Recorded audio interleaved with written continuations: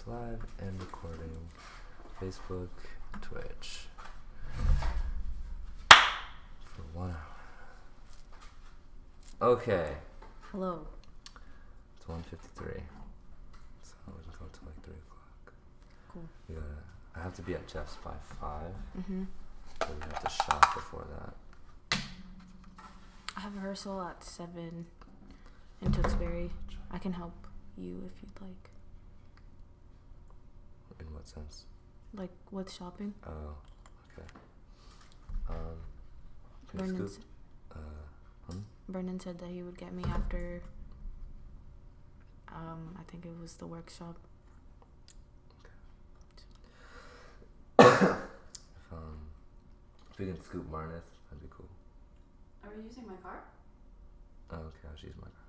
Oh, we can use my car. I didn't know if you wanted to use mine. I'm sorry. Okay.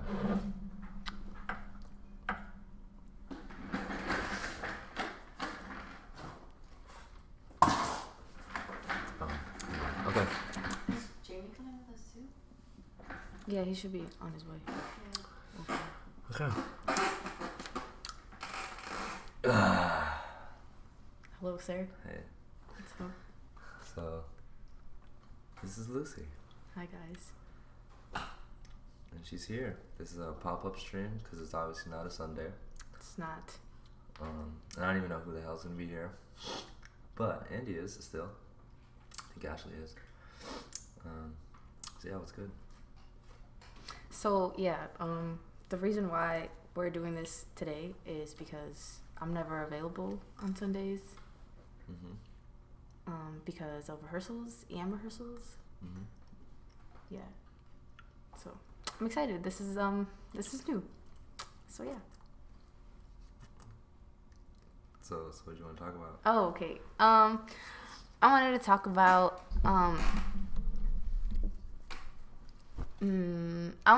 how different this year is. Oh, my boyfriend's here. Hello. I wanted to talk about how different this year was from last year. Mm-hmm. The big one is obviously that I am involved with expressive movement. Last season I was their stage manager for their tour. This season I am training with them and it's super exciting. So time out. Hold up. Did you share this? Yeah, I shared it. Okay, because I think all your homies are popular. Yeah. Because I don't know any of these people. But hello.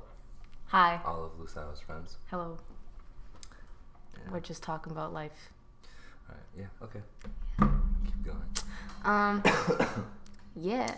I feel like after I took Jeff's hyperbolic chamber training, everything kind of like Oh shit. opened up for me and like switched. So yeah. Yeah, I heard a lot of good things about that. I'm definitely still working on my confidence and just getting myself out there. I've definitely noticed that like I've grown, but I still have like a lot of work to do, obviously. Because before, like I couldn't even do Jeff's choreography. I couldn't do Daryl's, Jeff's, nobody's choreography. And I would kind of just like watch class and like sit in the back and like not really do anything because I'd be too scared. But you know, now I just gotta do what I gotta do because like who else is gonna do it for me if I don't? No one's gonna do your push-ups for you. Exactly, I gotta do it. Okay. Yeah. You can go detail. I'm just letting you know. I mean, it's all about the details. We have an hour. Can you like ask questions? Cause I don't know what like. I mean, like, I'm pretty sure no one knows what the hyperbolic chamber is. Okay, you know you're what I right. mean? Like, You're right. So the hyperbolic chamber was this very intense training, taught by several people, and it was literally like in the name itself. Like it was pretty intense. It was 3 hours for one day, but like it was 3 days consecutively. And so essentially it was like 9 hours every 3 days. Sometimes more because it would like overlap.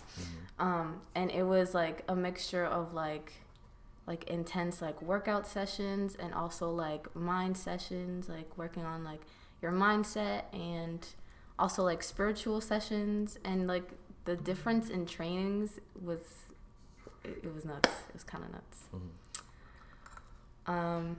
We had a session where Gerald taught floor work and contemporary work.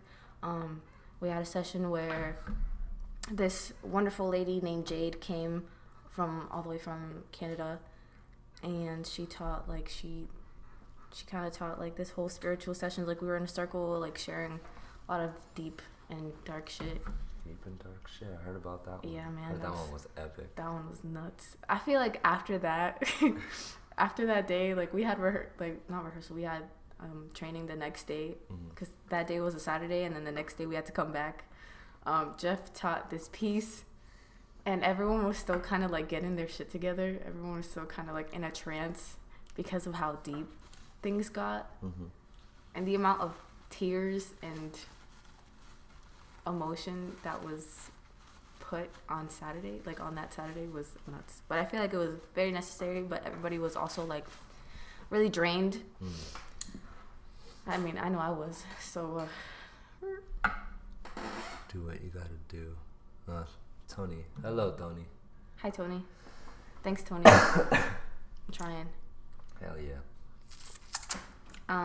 What else? Yeah, the hyperbolic training was about 8 weeks.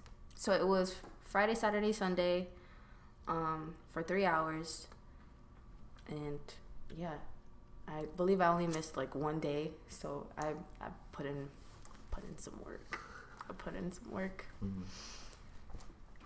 And yeah, I feel like after that, that's when I like immediately noticed my growth. So we'll keep going. I'm just editing some stuff. Okay. So I'm not really taking notes. I also got closer to people that I didn't think I'd be so close with, just because of like distance wise. Like for example, Brendan, like he's kind of like a big brother to me. He gives me a lot of advice, a lot of like he knows how to push me, and he knows how to deal with me already. And I didn't really have to explain myself with him, so that's one thing.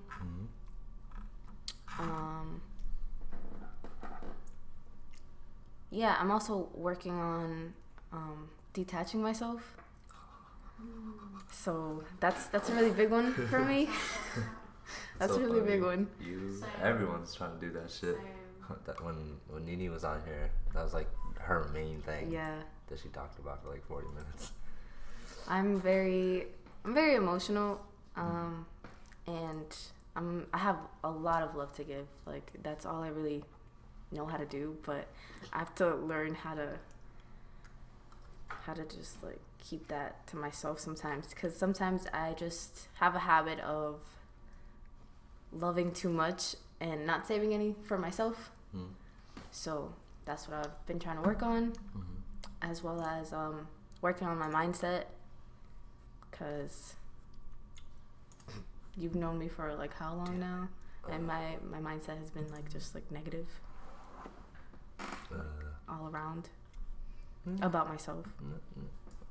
Okay, you could say that. Yeah. And so I've just been trying to wait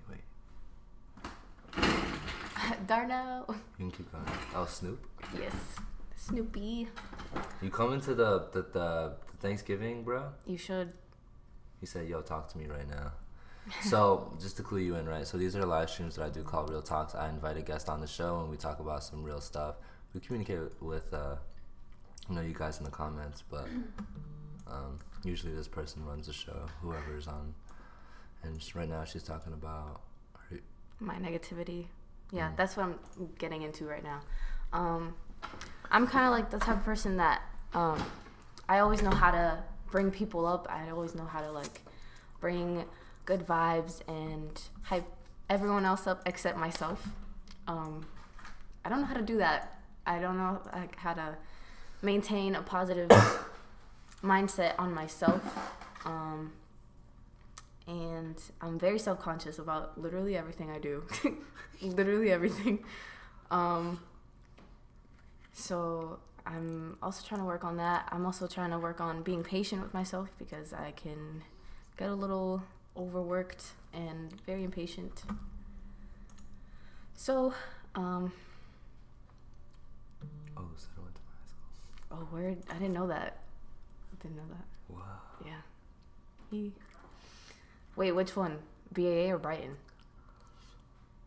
Because I have some stuff to say about both of them. But, what else? Tom, help me out here, man. I don't know what to say. You've been working on your stuff. Yeah, Like you, sitting mindset. I've been working on taking time to freestyle on my own, and getting myself comfortable with black and orange. That is Brighton.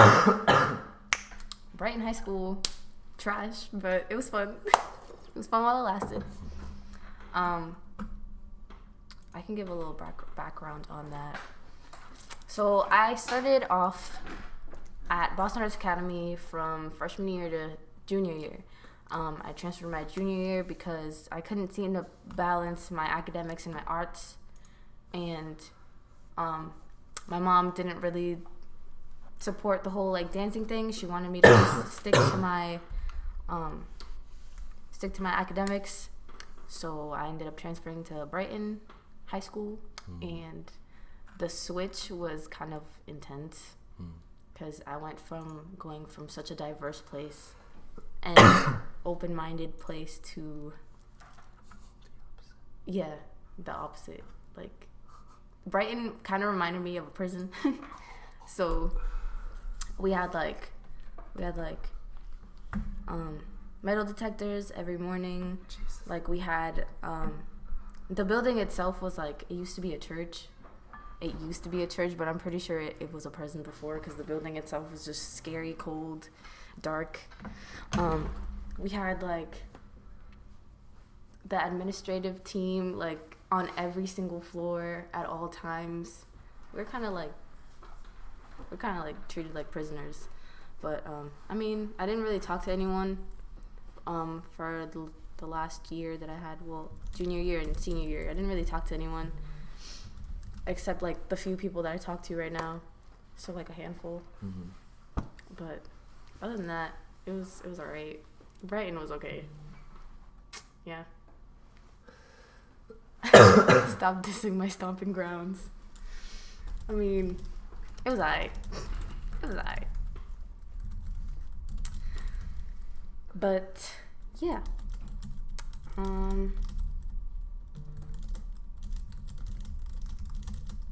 My older cousin went to Brighton. Yeah, Brighton is pretty out there.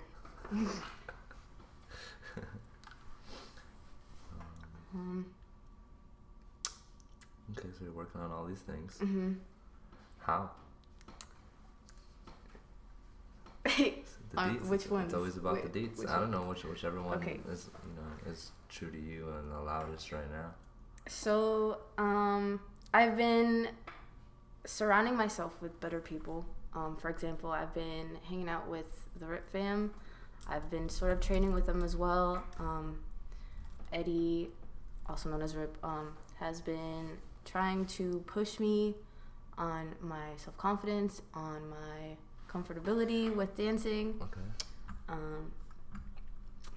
He also knows how to like push me, but like he also allows me to like have to do it like on my own. Okay. All right, off to EM workshop. Have fun. Who's taking EM workshop? Snoopy.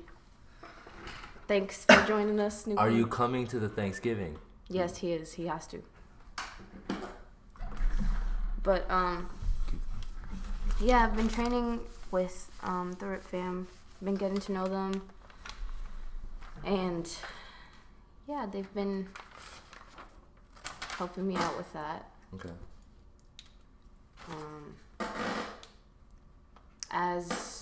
As of like being by myself, I kind of just like get to the point where I'm kind of just like distracting myself with work. Okay. Yeah, so I have 2 jobs at this very moment. I work at the Mandarin Hotel as the cashier for valet. So if you ever need to park your car, hit me up. I also work at Victoria's Secret at the Prudential.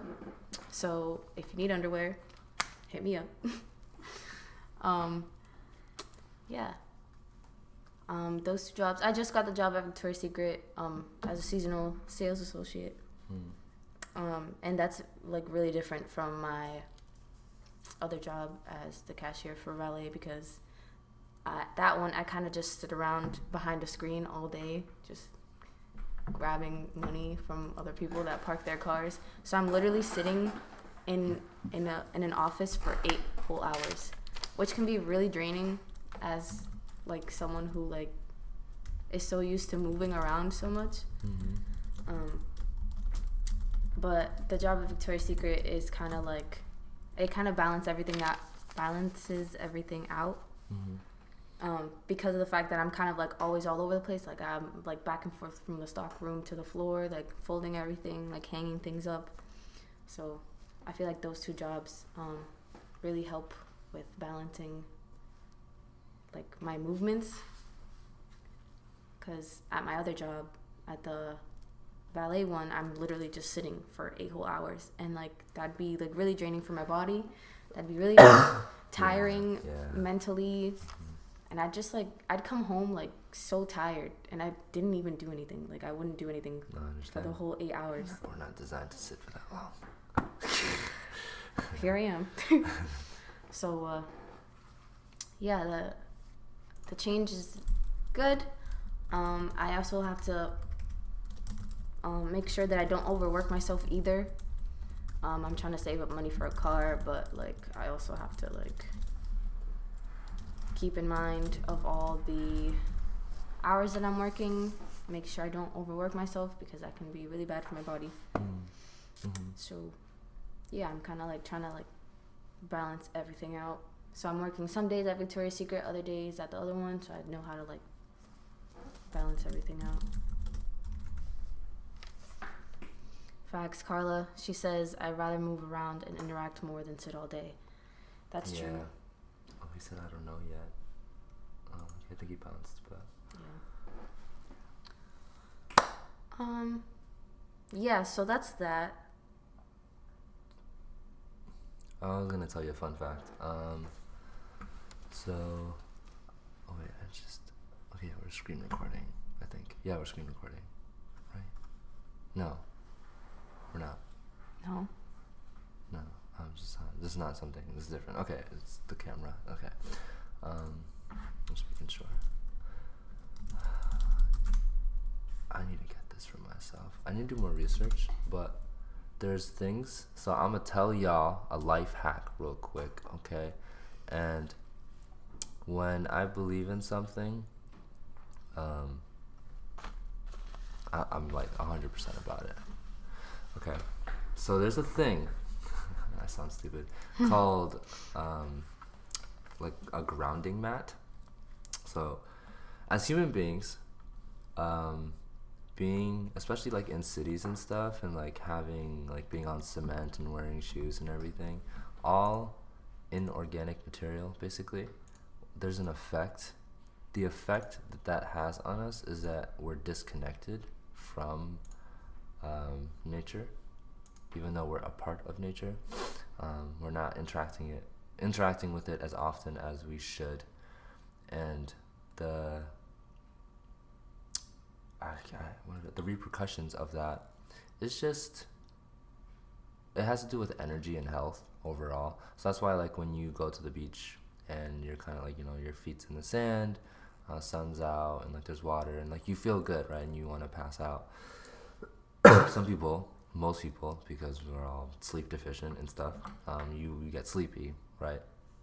But you overall, like, you feel good. And when people go out to vacations, they're like, you always think of people on beaches just chilling, right? because we deprive ourselves of that thing through our daily life because of work and every other obligation that we have. Now, there have been, I don't know what to call it, but let's just say innovations in the world. I hate when I stutter, not stutter, or I hesitate too much because I'm thinking about a lot of things.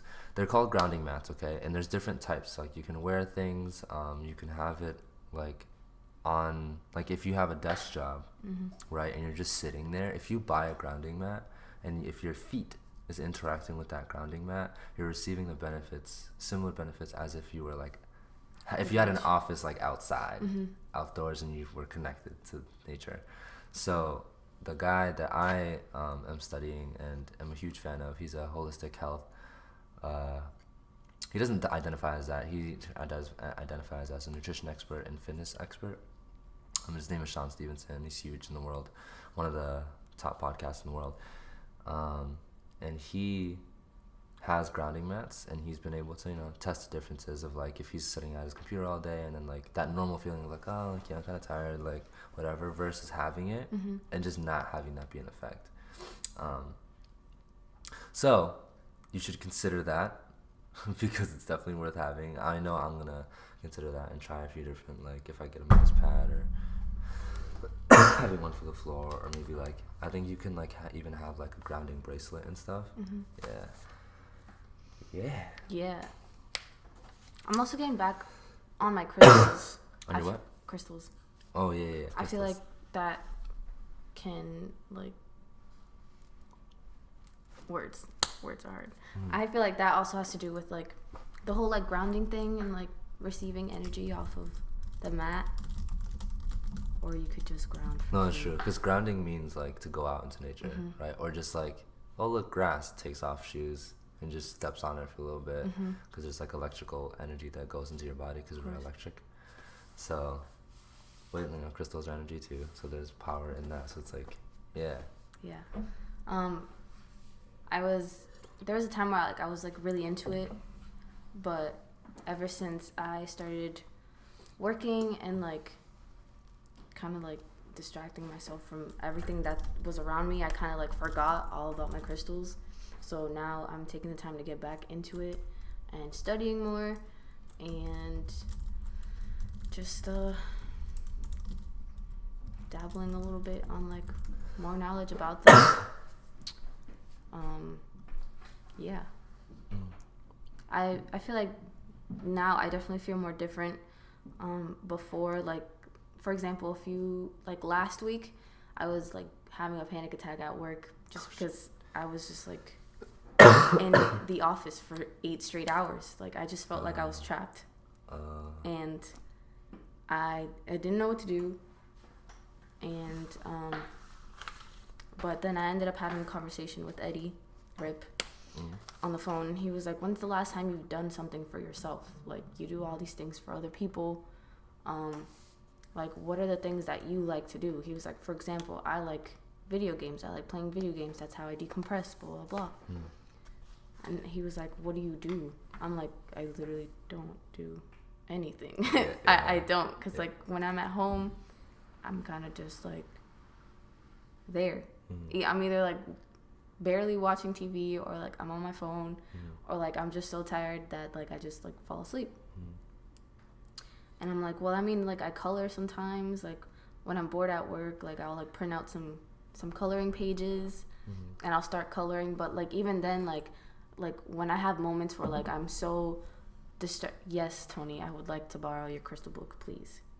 When I'm so like all over the place and I have so many things on my mind, like I literally can't just sit down and like focus on coloring. So I'm also working on my anxiety, my just like uncomfortableness, because it's been happening a lot lately. Like I'll find myself like getting like uneasy like very easily. And I've been trying to like work on just like being in the present, just like breathing and like taking time to just relax and all that stuff, because I get nervous like really easily when it comes to like anything. So yeah, Going back on like detaching myself. There's been like a lot of changes this year. As I said last season, I was very, very attached to expressive movement. Like I was always with them every single weekend. I always wanted to like be with everyone 24/7 because they were kind of like my outlet, like my sense of like feeling good. But I really couldn't get to the point where like I can do that by myself. Like so I started getting attached to them. I started depending on them for my happiness, which is a big mistake. I've been talking about that shit.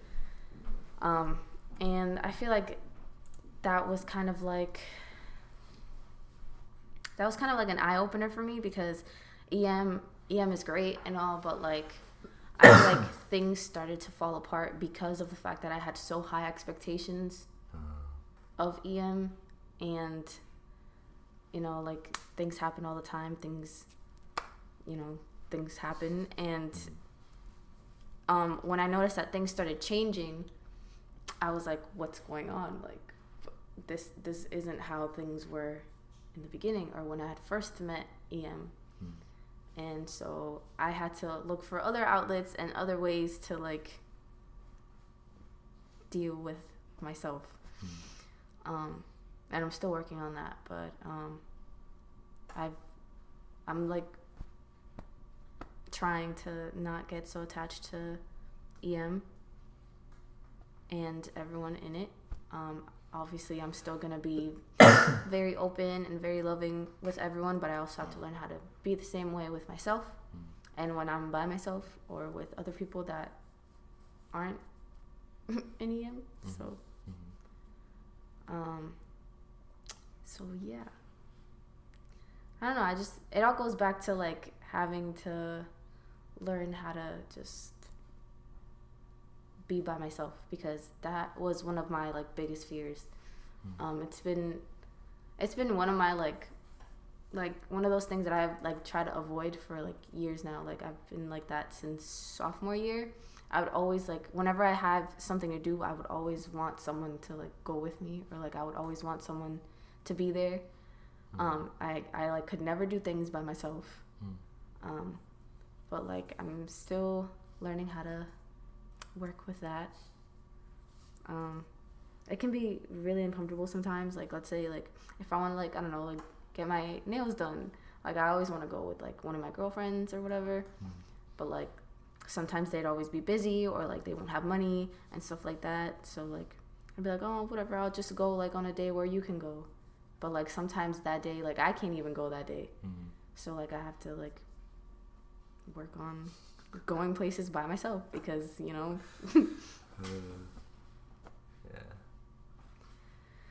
Yeah. It's fun once you get used to it.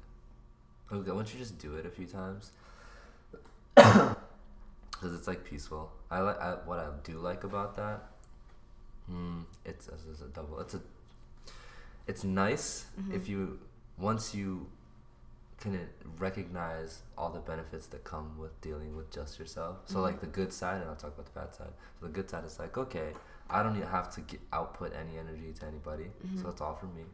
I can do everything at my own pace. I don't have to wait for anyone. I don't have to check in on it. So it's like that, not having that at all, or not having to be anything. You're kind of just like, I'm going through the motions and just experiencing whatever comes at me, and I get to like take my time looking at stuff and listening to things and observing. So that's fun. But the other side is if you're not any of that, but you're more in your head about like self-consciousness, or like not wanting to do things when I look stupid, or oh, I'm alone, like that's when it's kind of like annoying. Hence wanting someone there, because it's like a good distraction from yourself. So, but once you practice it enough, like I go to the movies by myself, like, and a lot of times it comes with like as you grow, it's just harder to come by. Like it almost sometimes becomes tedious to make plans, because it's like it's rough. So it's like I'd rather just go. I can hit a movie 4 times before we can make plans to hit a movie once. You know what I mean? So like I just want to hit a movie, like because I have movie pass, and so I just go by myself. I'm like, I'll go at 11 o'clock in the morning or whenever. And I'm just like, go by myself, or I'll be like, if anyone wants to come, whatever. Mm-hmm. But I'm not trying to make it work all the time. It's just easier sometimes to just move solo. Yeah. Yeah. Still working on it. I feel like once I end up achieving my goal on getting my car, then everything will change. Mm-hmm. Because I kind of have to like ask other people for rides and stuff like that. Mm-hmm. So I feel like once I am able to like have my own car, I'll like just be all over the place. I'll be able to go anywhere like by myself. Mm-hmm. But yeah.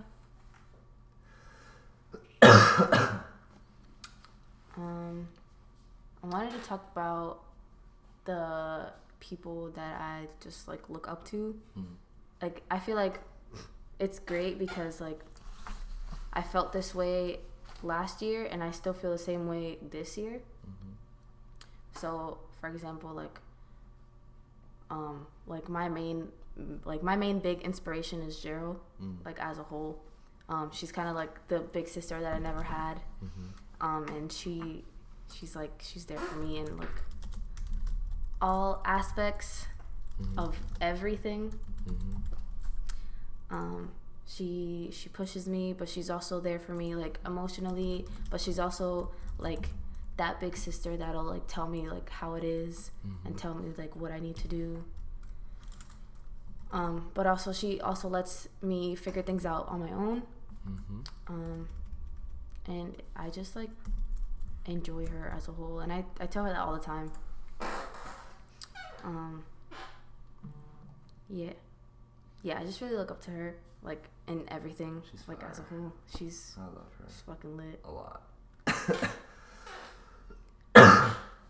And, like, she really takes time to, like, really sit and plan everything out and think everything out. And I feel like she puts a lot of love and care and thought into everything she does. And I really appreciate that. That's really important. And she's also really understanding of everyone around her that doesn't work the same way that she does. So she's just great. She's just great. Yeah. I love her. Yeah. So lately, I haven't had much time to spend with her as much as I used to. But like, you know, going back on the whole like detaching myself, like I'm like at a point where like, especially with Gerald, like I respect everything that she does, and if she doesn't have time, obviously it's like her thing, like she's doing what she has to do, and I'm kind of like respecting everything that she's doing from afar. So I'm like supporting everything that she's doing, but like still like making sure that I'm there for her. Like I'll still like text her here and there. I'll still like make sure that she knows that like that I love her and all that. But yeah, I just love her a lot. And I'm really happy she's co-directing this season again. So yeah. What else?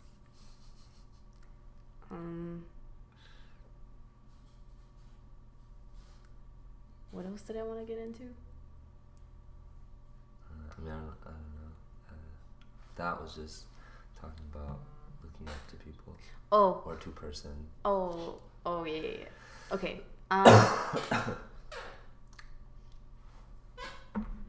I mean, obviously, like, this is, like, self-explanatory, but, like, this guy right here, like, this man's is, like, the literal avatar of the human world. Like, he has access to things that you guys wouldn't really, like...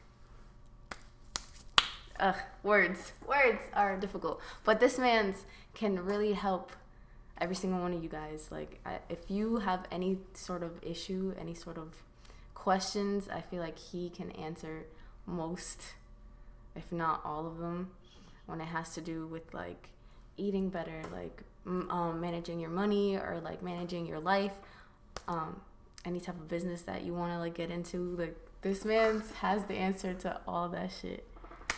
So Tony said don't gas him up, he's alright.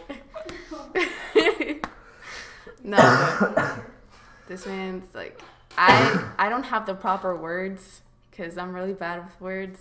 This whole live stream as a whole is like new to me because I don't like talking. That he knows, like it's. Oh, that's true. It's just really difficult for me to talk about whatever I need to talk about.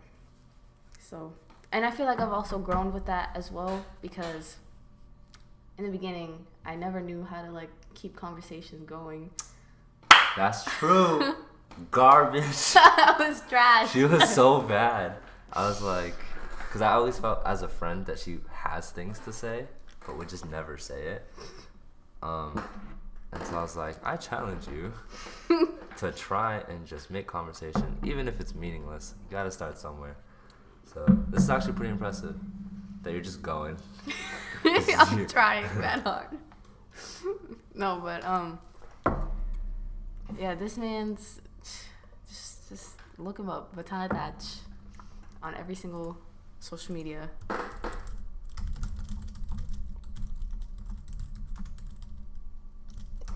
That's Jackie. I met him. I met him through my job at the Mandarin. Mm-hmm. He worked at Capital One Cafe, and he would always bring drinks. He'd always be like, he's A1. He's that real ass nigga. Facts. Mm-hmm. But yeah. What else? Yeah, getting back to him. I look up to him as a whole because he really has the patience for every single type of person.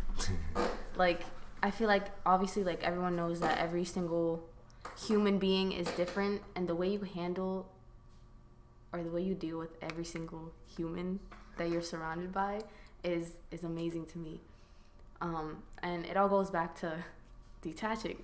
Yes. Because I feel like for me, I feel like so energy is a big thing for me. I'm one to like give out a lot of energy, and be able to like give out all this love and energy and support, but like also I can also like obtain like negative energy that other people give out. So like other people give out different sources of energy, and I still don't know how to like shut my energy source box to like just like make sure I don't receive any negative energy or any like weird energy that my body doesn't like. Okay. And that can be anything. Like for example, like you know that I'm not a very loud person all the time. Yeah. I'm not loud all the time. I barely speak as it is, like and I have a lot of friends who are loud and very like outgoing and very like just out there, and I never really know how to like relate to them. I'm always gonna be like that grounding friend that everyone needs, like for support and all that stuff. But like when it comes to like going out to clubs, partying, all that stuff, like I'm not that type of person. And a lot of people don't know how to like take that or like how to like deal with people who aren't like them. Yeah. If that makes sense. Yeah. But you know how to deal with every single type of person. Like you know how to deal with the mean people, you know how to deal with the loud people, how to deal with the quiet people that just don't talk or like talk too much. You know, like he just knows how to deal with everything. So just hit him up if you have any sort of questions or whatever. Well, Tony said that you don't need to shut it off, you just need a filter. And you talked about energy. My experience with that is two things. When I was young, I always believed in, you know what really inspired me to create a shield, as I called it, was like hip hop.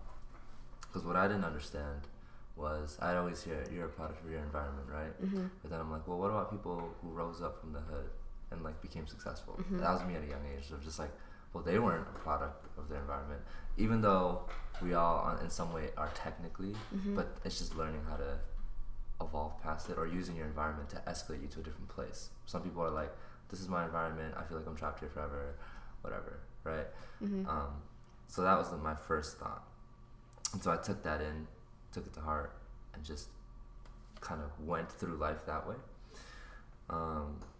But and then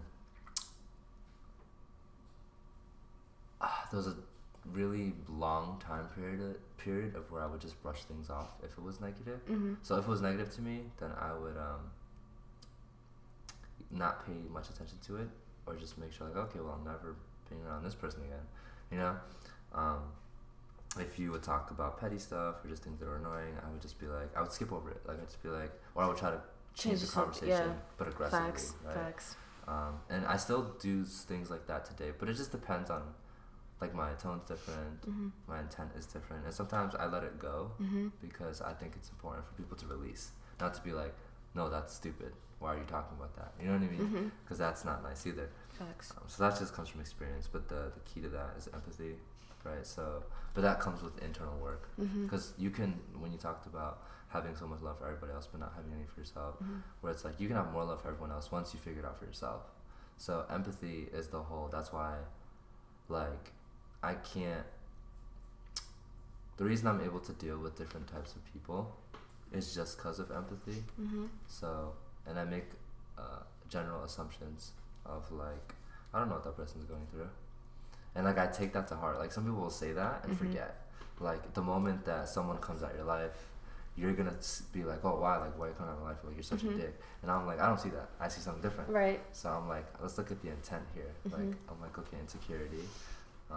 They obviously have certain triggers that they're not over. Maybe there's some envy going on. Maybe they were abused. Maybe something with jobs, someone passing away. Like, it happens to everyone. Everyone has some sort of fucked up something, you know.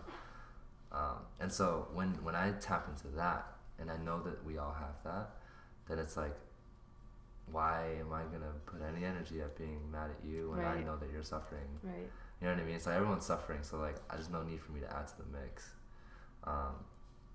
And so, but I just handle everyone different because everyone's different. And so you learn how to be people's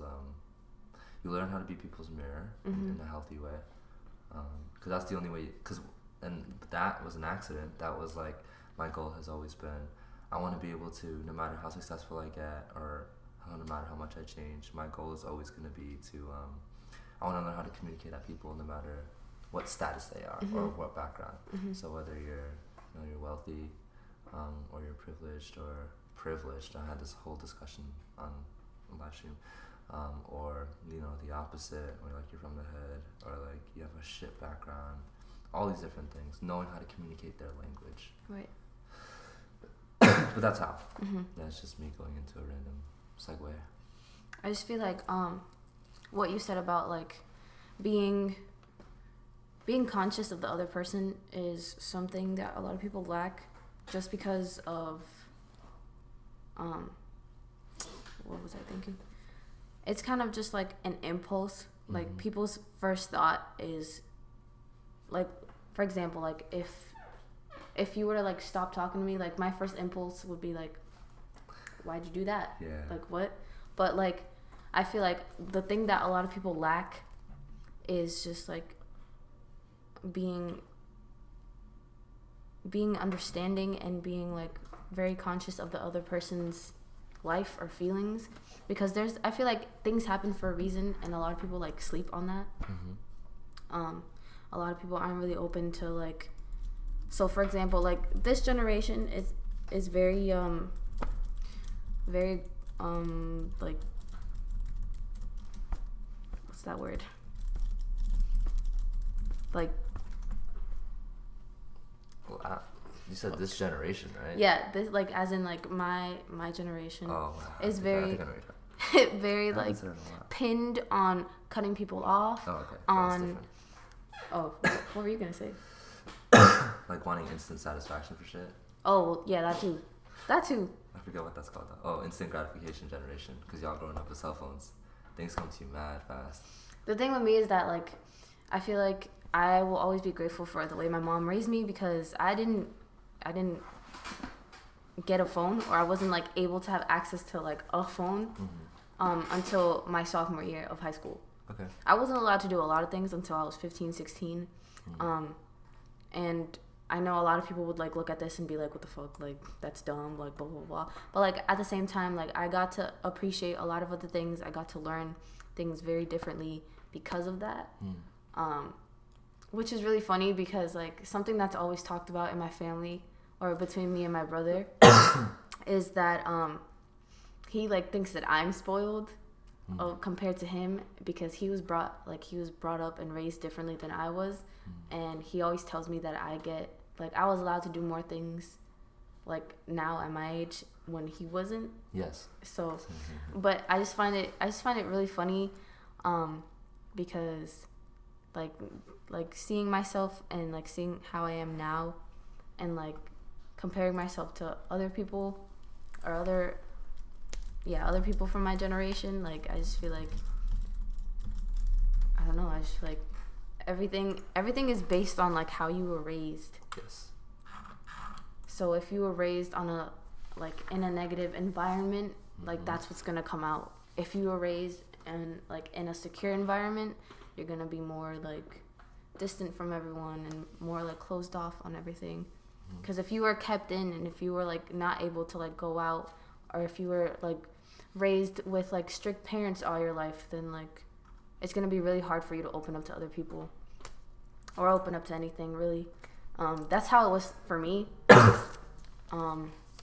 I was raised with a very strict mom, and my brother was more of a strict brother. I wasn't really allowed to do anything until I was like 16-ish.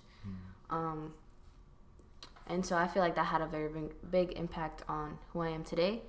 But at the same time, like I'm also like very grateful that I was brought up that way, because I feel like I'd be a whole different person if I wasn't.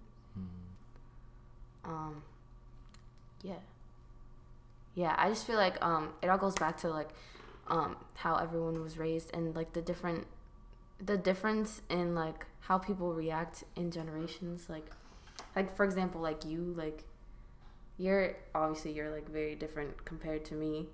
My generation is very technology based. You're very like mind based and logic based. It also depends on like, I feel like it also depends on where you are like with school.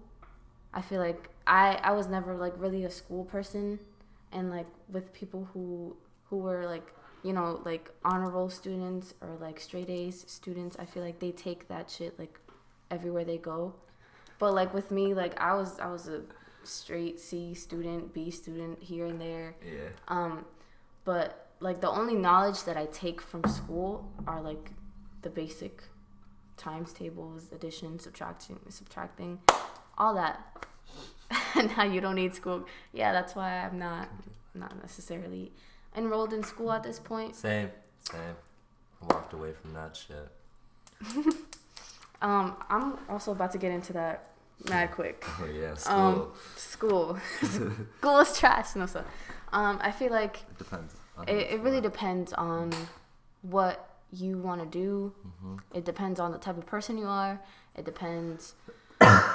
It really depends. So for example, me, college was a straight question mark as soon as I graduated high school. And the only reason why, honestly, like in all honesty, the only reason why I was enrolled at Bunker Hill right after high school was because of my mom. She was really pushing me on like going to college, which would make sense because my older brother, he was the top school kid. He went to an all boys private middle school. He went to BC High. He went to Northeastern, graduated with a degree in criminal justice. You know, like those are all really, really big, really important schools. And I feel like he's held that expectation for my mom since he's the older one. She kind of expected me to come out the same, and I was like exactly the opposite of that. Which which brought in a lot of altercations and arguments and all that, and just mix-ups, because I guess she kind of like expected me to be like one way, and like I turned out a whole different way. Yeah. And I understand, because it's something that she's definitely not used to. She is a very hardworking lady. I'm gonna get into my mom later. But back to college. Yeah, the only reason why I started at Bunker Hill was because of my mom. But I got in not knowing what the fuck I was doing. Like, I was majoring in liberal arts, which is general arts, general education, as any one of you may call it. So I was kind of doing the same shit I was doing at high school. And I didn't really like that at all. Like, I was expecting college to be like different, but like I was like doing my research on all the majors since junior year. I'm like, dude, I don't want to do any of this.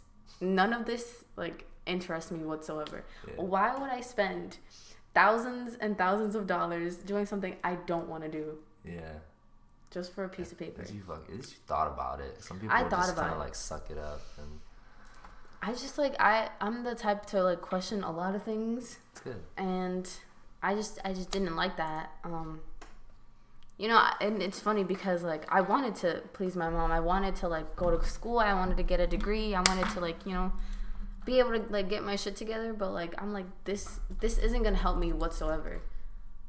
Like, if I spend thousands of dollars on doing something that I don't like just to get a piece of paper that'll maybe get me a job on doing something I don't like, it's all like, it's like a negative ass scale. Like, you'll go up, like, okay, like you're about to graduate, like, okay, you're almost done with school, like you're about to get this degree that may get you a specific job, because not all of them do. Like, just because you graduate and get a degree and whatever you do doesn't mean that you're gonna like immediately get a job on whatever you get. Like, that doesn't work. And like, imagine like doing something you don't fucking like for the rest of your life. Yeah. How miserable is that? I would never want to do that. Yeah. And I tried to explain this to my family multiple times, but they're from a different generation, obviously, so they're very close-minded when it comes to stuff like that. I'm like one of the only, what's the proper word, artistic person in my family. Everyone else is always like hardworking. Like, everyone else is always like, they're either like working in like banks or working at like factories, like, or like different stuff that don't interest me whatsoever. I don't see myself cleaning toilets. I don't see myself as a teacher. I don't see myself as a doctor. I don't see myself as a lawyer. None of that. So I'm like, what do I like right now? Okay, dancing is my fucking shit. Like, I would do that for the rest of my life if I could. My plan B, I worked a lot with teching for shows.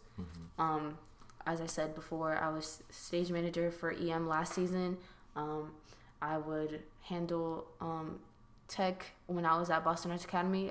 When I wasn't able to perform, I would either do the lights or the sound systems. I would either be stage manager. So I'm like, that would be like a good backup. But like, I would try to explain that to my family again, and they're not really like aware of what I'm trying to say. Yeah. So they're just like looking at me like, it's like not a job. Okay. Or they don't know. Yeah. Like, what is that? Like, you're not gonna. And I'm like, okay, because I'm gonna live off of doing something that I don't like. Yeah. Like, it's always gonna be like a very big issue for me. Like, in my family, like, I'm a very big family person, and I feel like that'll always be like my weak spot when it comes to like making my family happy and doing everything for my family. However, like, I'm also like trying to focus on myself, because if I don't have myself together, how am I supposed to help out my family, you know? So yeah, going back to my mom, I love my mom to pieces. Everyone knows this. I used to be very, very, very, very close to my mom growing up, but after my brother moved to Tampa in March earlier this year, things kind of switched. He moved to Tampa because he got a better job offering down there, and I'm very happy for him, even though it was really hard for me. My brother was like my best friend. Like, I would always go to him for everything, most things.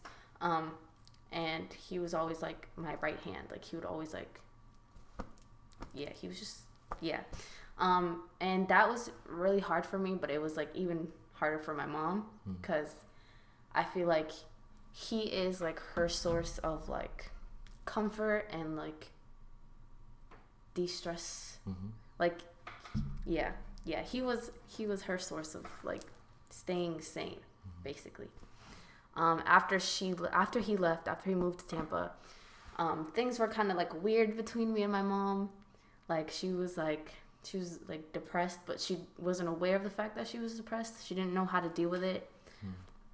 She'd always like want to be home by herself, like watching TV. There was a point where like she was unemployed for the longest time, and she didn't want to like make any efforts to like get a job to support herself. She kind of just like stayed around like moping and just like stayed to herself. And I, as like the only child she has left in the house, like I had to like take care of her, look after her. Like, there were points where like she would get sick very easily. Like, I'd be in and out of the emergency room with her. For example, like the most recent time was like on her birthday. Like, we went to the ER on her birthday because she had a sciatic pain. Yeah. So she had just gotten back to like a very like all over the place job. So she's like this right now. She's working in the food industry at TripAdvisor, the headquarters of TripAdvisor in Newton. Nice. And so she works as like feeding people, like making sure everything's ready in the kitchen, all that stuff. And she's like all over the place, coming from, being unemployed for 6 months. So, and knowing my mom, I know like she likes to overwork herself. I know she like needs to get her shit done. And she didn't know how to really take care of herself, even though I told her many times, make sure you're drinking water all the time, make sure you actually eat. She does not eat. She does not eat. Make sure you at least like stretch a little bit, like, like you do a lot of movements and all these different things. Like, you need to make sure you like look after yourself. But she's very stubborn and hard-headed. She doesn't really listen to anyone, which resulted in like her gaining this like really, really strong pain in her lower back and her thigh. And I had to take her to the ER. And even though I told her like it's not necessary to go to the ER because they're gonna tell her the same thing that I'm telling her, basically I just told her that she needed to stretch, she needed to like take care of herself, she needed to eat properly, she needed all the simple human things that you need to do to survive. Is basically the same thing what the doctors told her. And so I just feel like, also another thing, I feel like I'm trying to avoid going to the doctors and going to like the ER and all that stuff. I feel like that'll be like a last resort thing, because for all that time that they spend making you wait in the lobby, like I could have already like figured things out with like natural shit.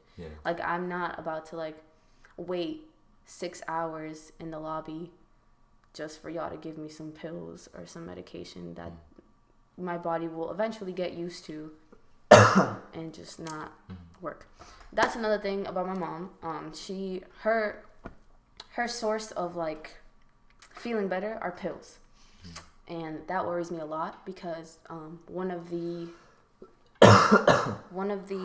medications that she got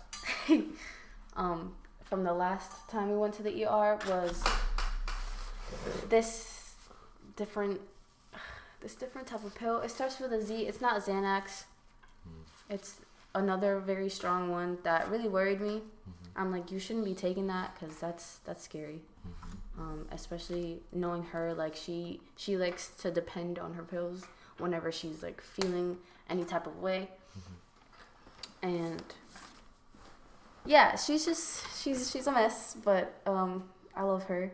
and I'm doing everything I can to look after her, but also look after myself. Lately, I haven't been home as much. I kind of been like all over the place. But I'll still try to be home here and there to like make sure she's good. But even then, like now it's just gotten to the point where like I'll go home. I'll say, "Hi, Ma, like how are you?" Blah blah blah. Like I'll try to like start conversations with her, and she'll kind of just like shut me out like completely. She'll either ignore me or give me like dry responses. And you know, it's something that like before it would really affect me like a lot. Because I was very close to my mom, but now I'm kind of at a point where like I'm aware of like everything like she's going through. I'm trying to like give her space, but I'm also like making it known that I'm still there for her. So, and it's kind of like nerve-wracking and annoying because like she doesn't know how to take what I'm giving her. As someone who like in reality I've been taking care of her like physically and emotionally like all my life.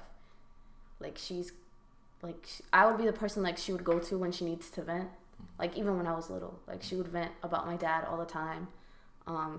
She would like make me like not make me, but I would basically be like the messenger between my parents and between my mom and dad. And it was something that like was very difficult for me to like actually sit and realize. And I've noticed that over time now that I'm older. It's something that like I feel like everyone else in my family knows, but like didn't bother to like help me out with or like talk to me about it.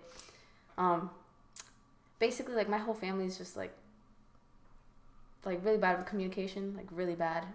We're aware of all the like toxic and negative things that are going on, but like instead of like trying to go around it or go about it like different ways, like everyone just talks shit all the time. So I'm like, how is this like you're digging deeper holes than we already in right now. We are already in. Yeah. So yeah I'm just trying to like process it in my brain that I need to just do what I have to do now so that I can worry about everyone else later. Yeah. Okay. That's different. Yeah. Okay. I feel like in my family I'm known as the rebel now, or like the girl that's like not even seen anymore in the family. Like literally like when I tell you like I was like I'm still such a family person, but I would always be at my grandma's house. I'd always be like interacting with everyone. I'd always like try to like be like I would always try to be there for like everyone, but like that shit like now that I'm thinking about it, like that shit is just really draining. Yeah. It's really draining because like again like all the negative energy and like all the it's just draining overall. So now I'm viewed as like the family member who like doesn't show up anymore, the family member who's like a rebel, dropped out of school. Same. All that shit. So it I have my days where like I'll get really sad about it because again I was close to my family members. But like at the end of the day I just have to keep doing what I have to do. And I'm working on it slowly but surely. I know they don't understand my process. But yeah. Fuck it. Okay. That's just my mood. Fuck it. So we're gonna wrap. Sure. It up. Yeah. But I just wanna. I was gonna definitely say something. That balance of. I mean, it's good that your head's in the place that it's in terms of handling yourself and like other people, especially family. And so when you had touched on me being able to talk to anybody,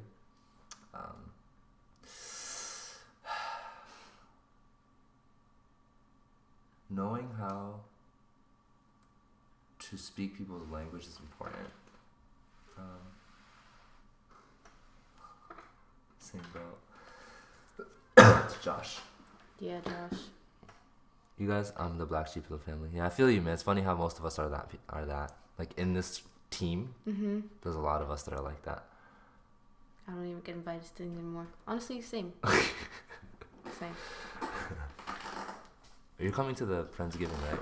He has to. Okay.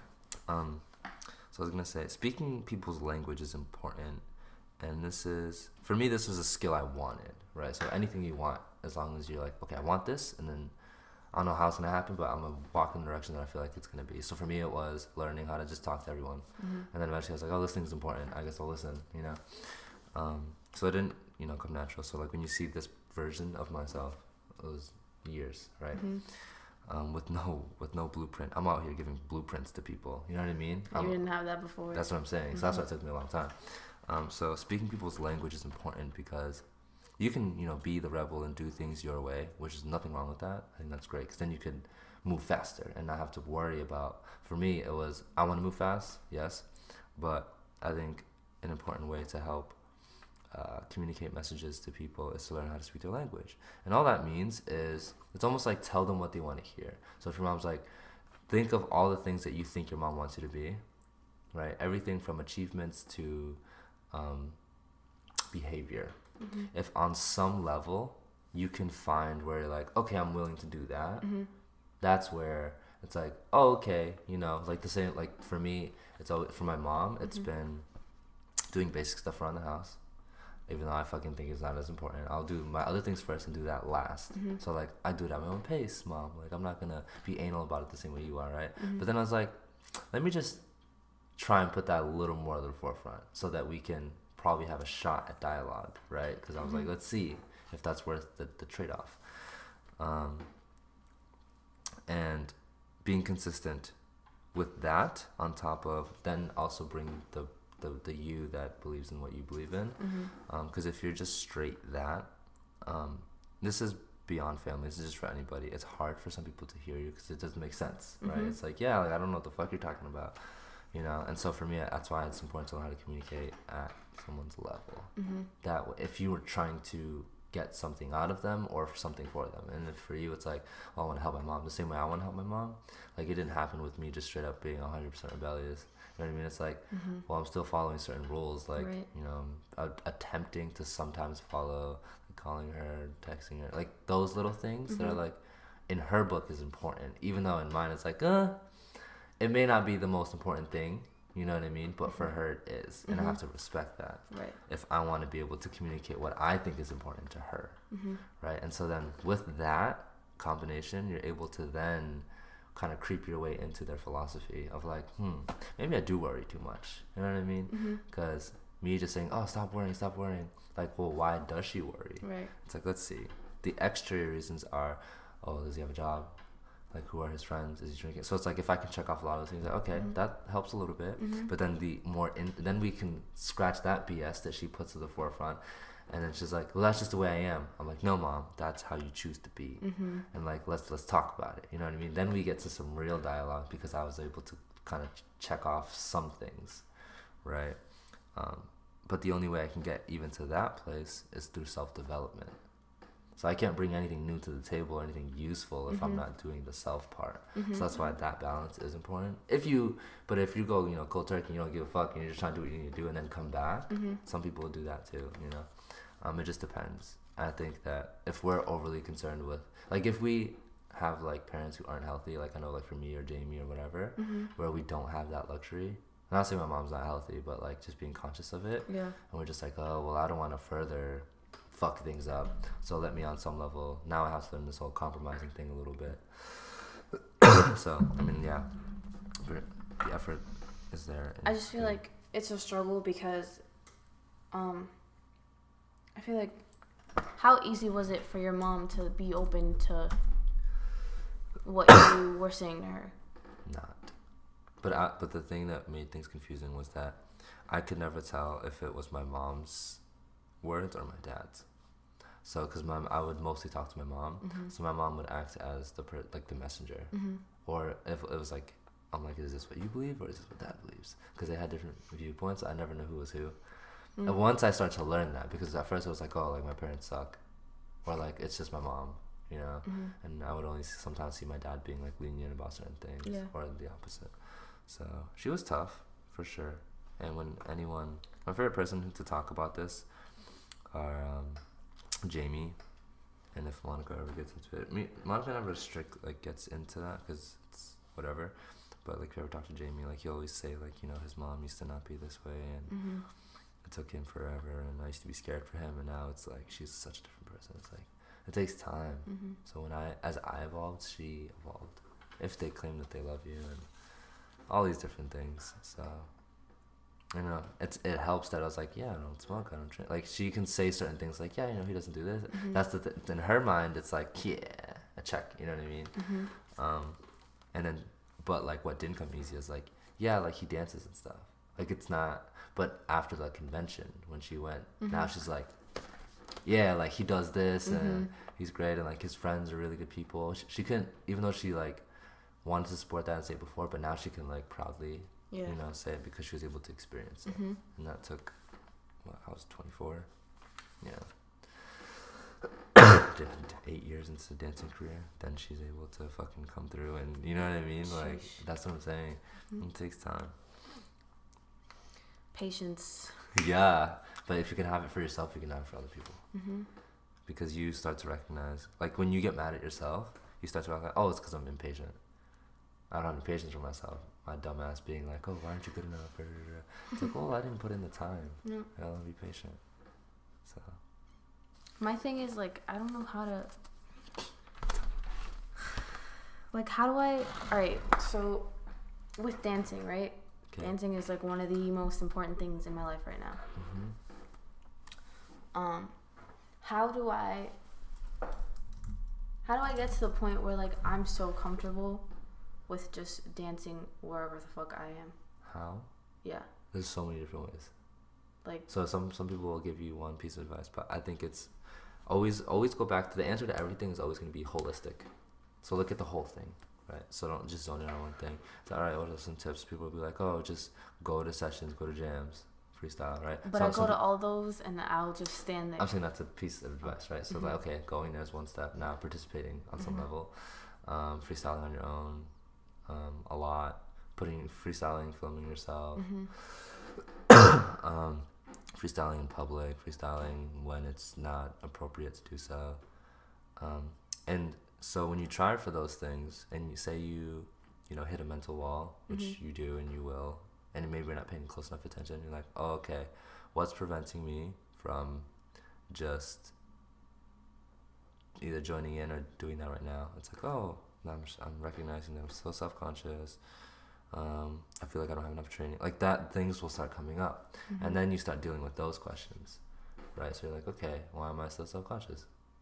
Right? It's the whys, and then you get into each thing. It's a process. It takes a while. For me, I'm like, yeah, why I still, or why do I think too hard about it? Like I deploy courage a lot when it comes to freestyling still, because it's like nerve-wracking in the sense of like, I judge myself and I think that I'm held to an expectation that may or may not be true, you know, as you can imagine, like how people view me in a way, right? And if maybe they put that side by side next to my dancing, like, oh, he's a great person, and like he's around these great dancers, and like he trained Justin, and then people have conceptions. A lot of people publicly know that like I mentor Justin, so if they see Justin dance first, and then if I go in, like there might be an expectation of like, well, then he should be. Or if he's around here saying like, no, he's my mentor, and then immediately, if they know him for dancing, they're gonna be like, well, then he must be dope too. You know what I mean? Right. That's an expectation that I have to mentally deal with, and so it's like, well, that's not real, and I need to let that go. Even if people think that, it's like I don't care. So it's like, that's something I'm holding over myself, and it's preventing me from doing something that I enjoy. And so I'm just learning how to go back to one of my roots, which is just really being chill with looking stupid. It's one of my favorite things. I used to give that advice all the time to my kids. Just like, you have to learn how to accept being stupid and like looking not cool. If you can do that, life gets so much easier. Because we're raised to look in a certain way and do a certain thing. Because if you just look at society and how it functions, everything is like kind of clear and cut. Like how to be, how to do, how to speak, how to everything. You're not seeing people act like EM around the clock everywhere you go. Do you get what I'm saying? Because that's not socially acceptable. And so that influences us to be this way. which I'm not a fan of. Like, I want to one day make this random, like, have a spot. I wish it was a mall, but like a spot where social norms aren't a thing, and it's catered more towards, you know, your child, and everything is like, you know, go at your own caution. Like, don't expect people to be walking normal. Like, people are gonna be skating, and like you're gonna be in the way. Like, like, why is that a problem? You know, if someone wants to do parkour randomly at this big mall, why is that? Why should there be mall security? So you just ask yourself why, and you work on it. Courage and reverse. Those three, I think. I haven't been asked a question like that in a while. Using courage, so even when you're scared, do it. Reversing trauma, so going back, like figuring out where it came from and trying to chip away at that. Oh, and then implementing. Yeah, okay. Okay, I'm glad that I'm saying these things. I'm gonna write them. So it's having courage to do the scary thing, reverse the trauma, and then implementing small changes, just like what Brendan was saying. So those three things combined are what's going to help. Usually the most harmless one is the implementing the small changes. Those are the ones of like, oh yeah, like he's like, I don't crave chicken anymore. And that started small and got big, and it's like, if his goal, say, was to like stop eating meat, and in some way it is, implementing small changes was what allowed him to get a benefit of like, oh wow, I don't have this craving anymore. Reversing trauma is really difficult. It's in a mental, hardcore emotional thing, and having the courage to say no to a lot of things or to do things. Those three tools that's the fundamentals of how you get what you want. So for me, it's have the courage to step into circles, even though I'm afraid, at least once. It's a rule, right? And what helps push me is like, it's disrespectful to not go in because of the history of why we do it in the first place. And then to not be selfish of like, oh, maybe my freestyle is going to help somehow. And it does. It, you know, inspires people or gets people going, even if you don't think about it. And even if it's not an individual, you contribute to a team energy. And it's like, oh, like I love this team. Like I love when this person's that way. And it's like, I made Kevin realize the importance of that, because, you know, if he feels down or like he forgets, I'm like, no, like you impact people. Even if you don't do it necessarily alone, it's a collective thing. It's like when you see Jamie and Justin and Dante and Emily doing all push-ups on their stories, it's like it started with Jamie. He does them by himself, but then I was like, dude, just start making it public because whatever. And then other people start doing it. It's a ripple effect, you know. And then someone's like, you know, it inspires me when I see, you know, Jamie, Justin, and Emily, and, you know, Kevin doing all these great things. It's like people's names are not floating around. It's just because they're more on their stuff. So you impact people, you know. So the courage to do shit that scares you, having the courage to ask the questions, the heavy questions by yourself, reverse the trauma, you're gonna end up crying, being upset. And then what are some positive little things? Oh, drinking more water, and exercise, sleep, certain types of foods, being around certain people. Those are the little things. So that's the answer to how to tackle being afraid of freestyle. That's how to tackle everything. If I didn't write about that, I need to. One thing that helped me is knowing that all dancers start from the same place and not to worry about what others think, because with enough training and dedication, you'll get to where you want to be. And the more you dance, the faster you'll get there. Facts. Okay.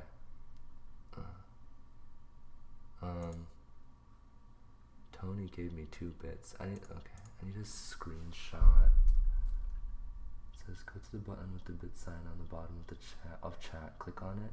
Then click the bits top show, watch ads, and they'll give you oh, that's how you do that.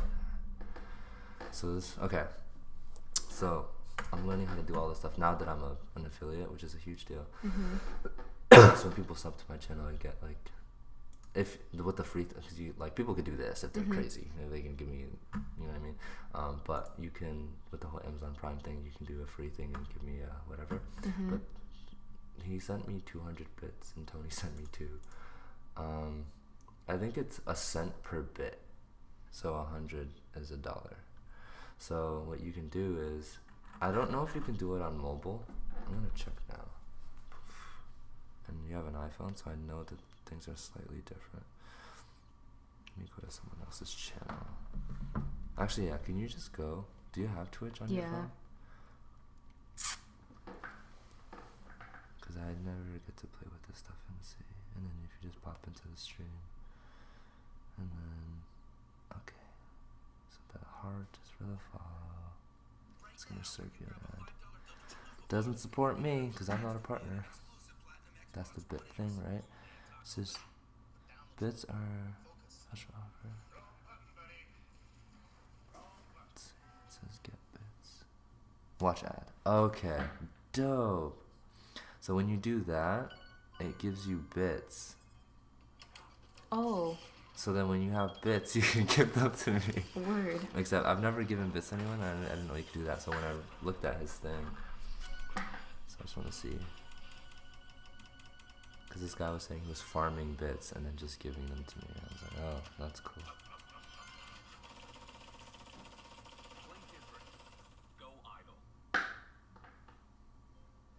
So then, how many does it give you after that? You've got 2 bits. Okay. Okay, so then how do you use it? Okay, in the chat.